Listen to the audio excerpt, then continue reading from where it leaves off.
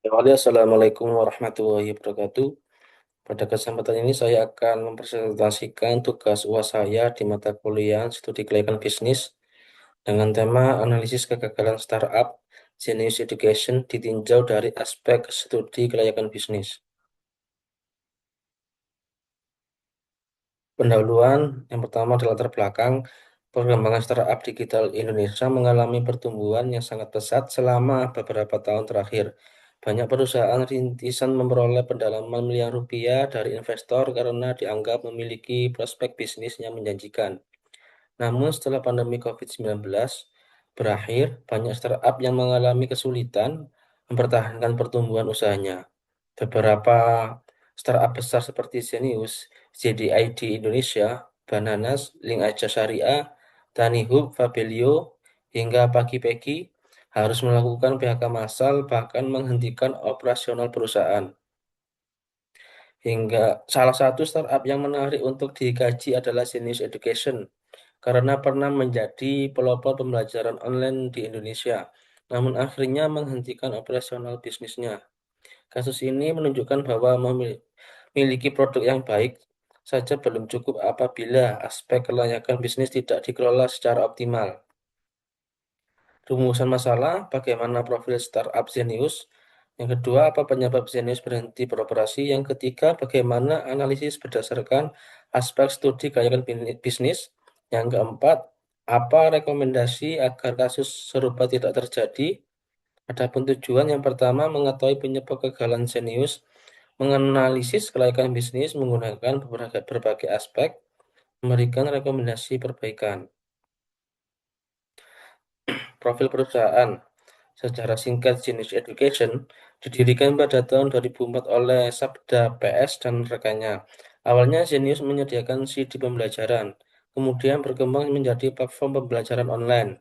Adapun fitur utama yang pertama ada video pembelajaran, yang kedua ada tryout UTBK, yang ketiga bank soal, yang keempat live class, yang kelima belajar SD hingga SMA.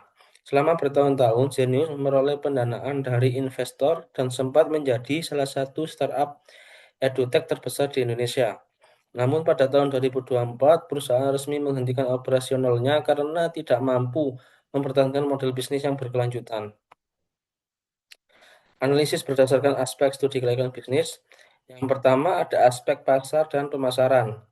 Bisnis pembelajaran online memiliki peluang pasar yang besar, terutama ketika pandemi karena kebutuhan terhadap pembelajaran jarak jauh yang meningkat.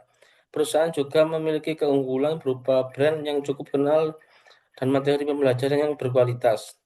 Namun, persaingan dengan platform seperti Ruang Guru, Kuiper, dan Paham Mivi sangat ketat karena menawarkan berbagai promosi dan harga yang kompetitif.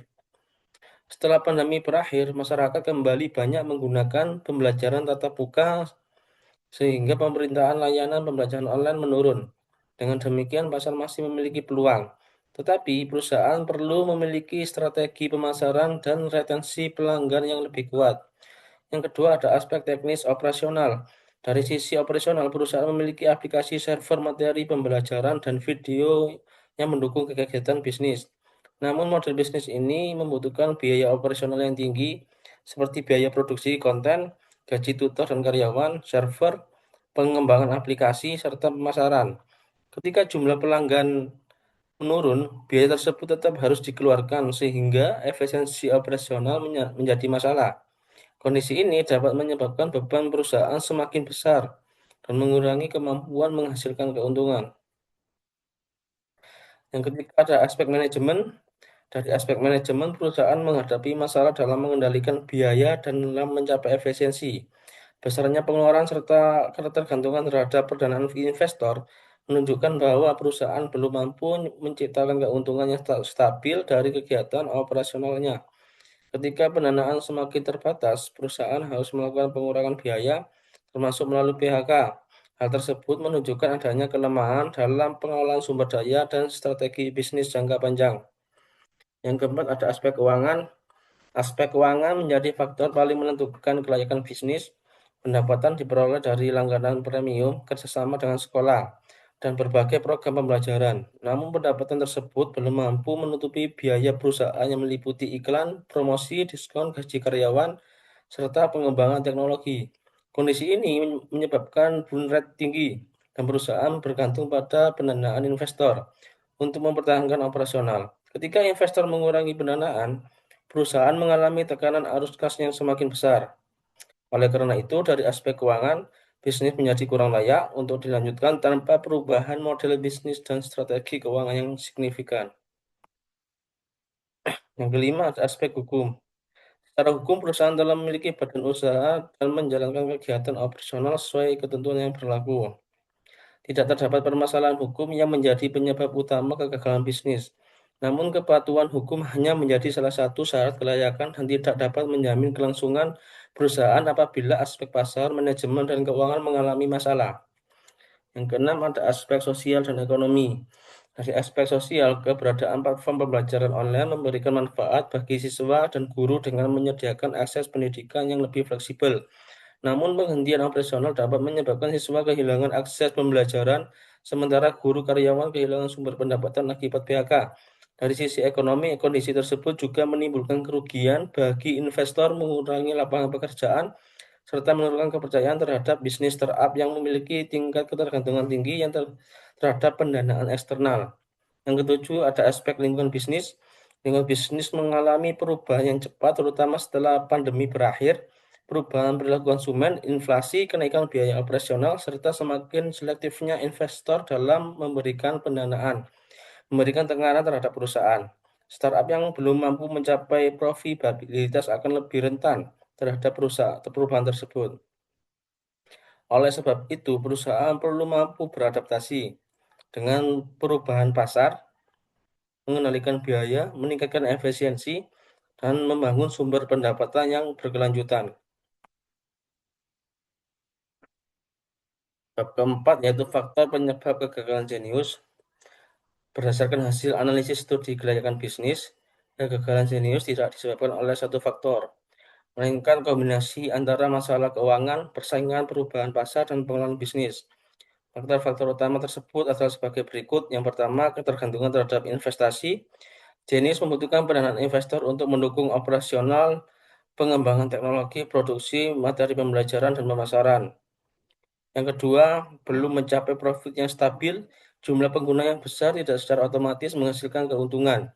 Jenius masih menghadapi kesenjangan antara pendapatan dan biaya operasional. Pendapatan dari pelanggan, kerjasama, program pembelajaran. Belum mampu memberikan keuntungan yang konsisten. Probabilitas yang belum stabil menyebabkan perusahaan sulit untuk membangun cadangan kas dan menjadi lebih rentan terhadap perubahan kondisi pasar maupun berkurangnya investasi. Yang ketiga, burn rate lebih tinggi. Burn rate yang tinggi menunjukkan bahwa kas perusahaan digunakan dalam jumlah besar untuk membiayai kegiatan operasional.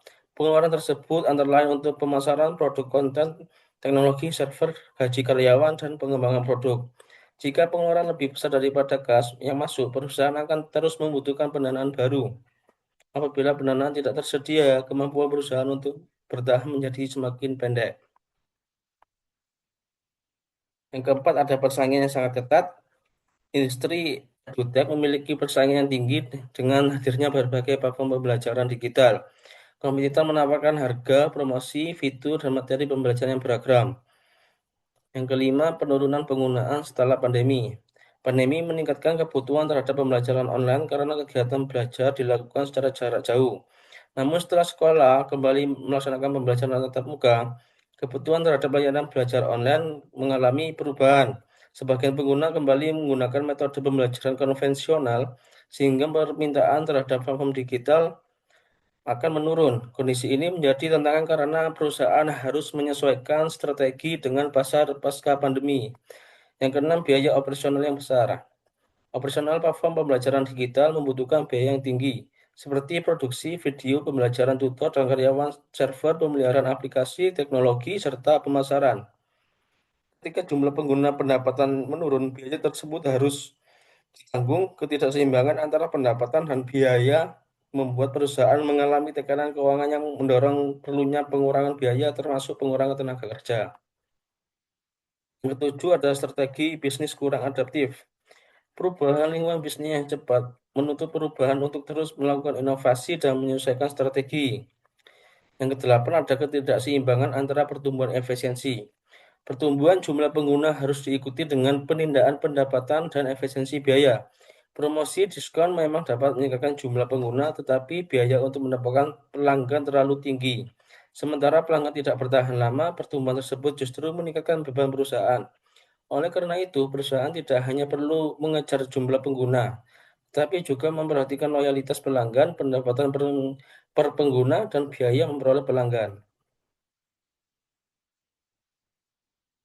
Bab kelima ada rekomendasi.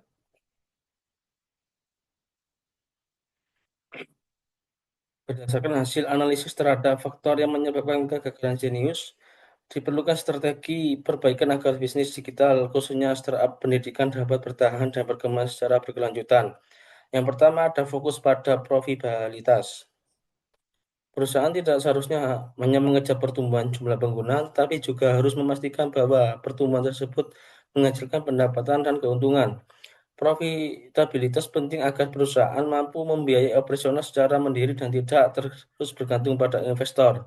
Yang kedua, mengendalikan burn rate. Pengendalian burn rate menjadi hal penting bagi berkelangsungan startup. Perusahaan harus memastikan bahwa pengeluaran tidak terlalu jauh lebih besar dari pendapatan yang dihasilkan. Yang ketiga, melakukan diversifikasi pendapatan. Perusahaan sebaiknya tidak hanya mengandalkan pendapatan dari pelanggan premium. Ketergantungan pada satu sumber pendapatan dapat meningkatkan resiko apabila terjadi jumlah penggunaan satu sumber pendapatan dapat meningkatkan resiko apabila terjadi penurunan jumlah pengguna. Yang keempat, dapat melakukan inovasi produk. Produk digital harus dikembangkan sesuai dengan kebutuhan pengguna. Perusahaan tidak dapat hanya mengandalkan materi pembelajaran yang sama dalam jangka panjang, karena teknologi preferensi konsumsi terus berubah. Kelima, memperkuat manajemen risiko. Perusahaan perlu memiliki sistem manajemen risiko yang mampu mengidentifikasi dan mengantisipasi berbagai ancaman terhadap bisnis. Risiko yang perlu diperhatikan adalah risiko keuangan, risiko teknologi, risiko pasar, risiko persaingan, risiko keamanan data, dan risiko perubahan perilaku konsumen. Yang keenam, meningkatkan efisiensi operasional. Efisiensi diperlukan agar perusahaan dapat menghasilkan layanan berkualitas dengan biaya terkendali. Yang ketujuh, memperkuat loyalitas pelanggan. Mempertahankan pelanggan yang sudah ada sering lebih efisien dibandingkan harus mencari pelanggan baru. Oleh karena itu, perusahaan perlu meningkatkan loyalitas pelanggan melalui kualitas materi, pelayanan yang responsif, pengalaman aplikasi yang mudah, serta program yang sesuai dengan kebutuhan pengguna. Yang kedelapan ada menyesuaikan strategi dengan perubahan pasar. Perusahaan harus mampu membaca perubahan kebutuhan konsumen dan kondisi lingkungan bisnis. Strategi berhasil pada masa pandemi belum tentu efektif setelah kondisi kembali normal. Oleh karena itu, perusahaan perlu melakukan riset pasar secara berkala, memantau perilaku pengguna, mengamati strategi kompetitor, serta mengevaluasi perubahan teknologi dan kondisi ekonomi. Yang kesembilan, mengurangi ketergantungan terhadap investor. Investor tetap penting bagi perkembangan startup, tetapi perusahaan sebaiknya tidak menjadikan pendanaan eksternal sebagai sumber utama untuk menutupi biaya operasional. Kesimpulan, Genius merupakan salah satu startup pendidikan besar di Indonesia yang akhirnya menghentikan operasional karena menghadapi berbagai permasalahan bisnis, terutama pada aspek keuangan, operasional, dan strategi pasar. Ditinjau dari studi kegagalan bisnis, kegagalan tersebut menunjukkan bahwa keberhasilan startup tidak ditentukan oleh jumlah pengguna atau besarnya investasi, tetapi juga kemampuan perusahaan dalam menciptakan model bisnis yang berkelanjutan, efisiensi operasional, serta kemampuan menghasilkan keuntungan. Dengan menerapkan manajemen keuntungan yang baik, efisiensi biaya, inovasi produk, dan diversifikasi sumber pendapatan, risiko kegagalan startup dapat diminimalkan sehingga bisnis mampu bertahan dalam jangka panjang. Adapun daftar pustaka untuk dapat dipelajari lebih detail.